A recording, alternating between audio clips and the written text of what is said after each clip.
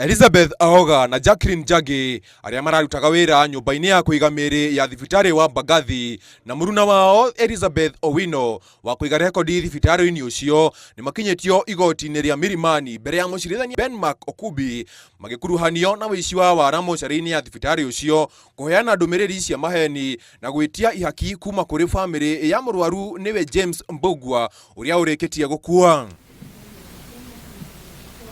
Kwĩrĩkanĩte atĩ kũrĩ tarĩki 5 Dithemba mwaka mũhetũku, atatu aya metirie Anne Mbugua mwarĩ wa James Mbugua ihaki rĩa ciringi 30,000 nĩguo mamateithie kweheria marĩhi ma thibitarĩ ma ciringi 61,000 na gũcoka kũrekereria mwĩrĩ wa James Mbugua matakũrũmĩrĩra mũtaratara wa thibitarĩ ũcio.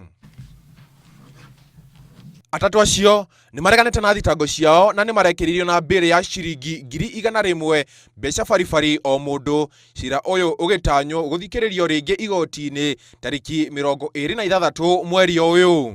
Grant the accused person each a cash bail of 100,000 conditional upon them providing one contact person.